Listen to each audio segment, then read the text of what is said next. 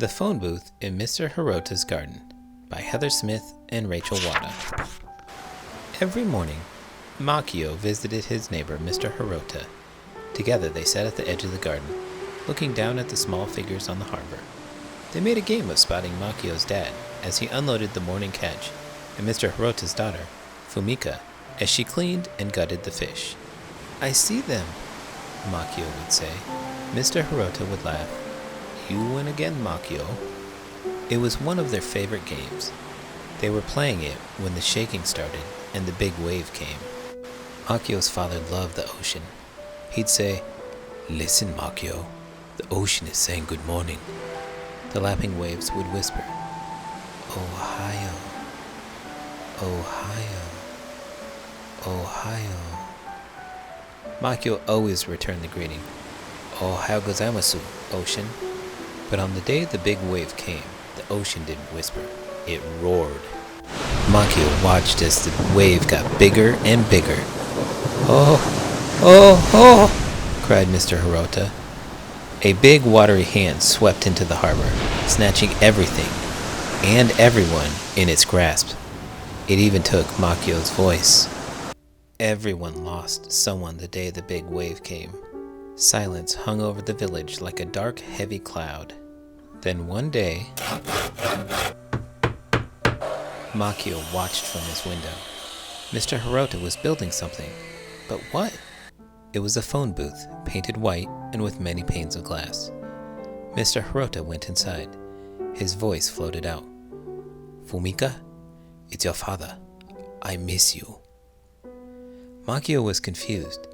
Fumika had been snatched by the ocean, just like Makio's dad.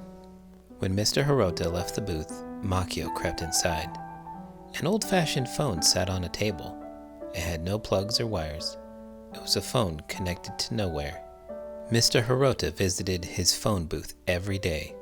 Soon the other villagers did too. Their voices floated on the wind. "Hello, cousin. Today I fixed the boat. I will fish again soon." "Hello, Mom. I planted a tree for you today. A maple, your favorite." "Sister, how are you? I rode your bike today. It fits me now." "Hello, my love. I painted our bedroom your favorite shade of blue." Makio went down to the harbor. For the first time since the big wave came, he used his voice. He screamed at the ocean, "Bring our people back!" The waves lapped gently. "Ohio, Ohio."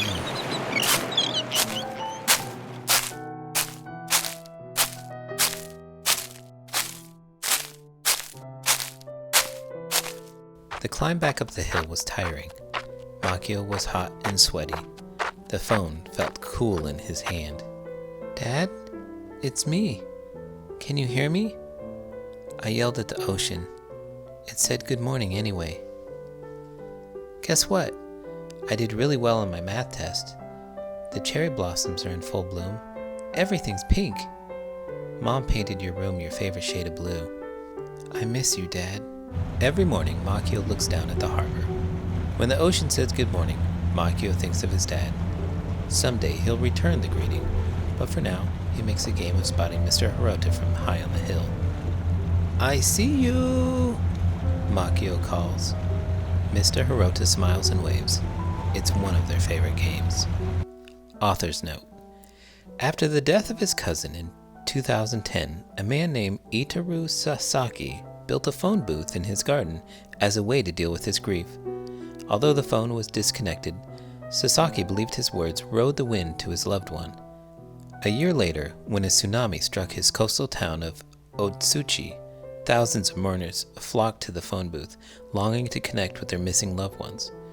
When I heard the story of Itaru Sasaki's Phone of the Wind, I was struck by the beauty of how a simple object, a disconnected phone, could help a grieving community heal.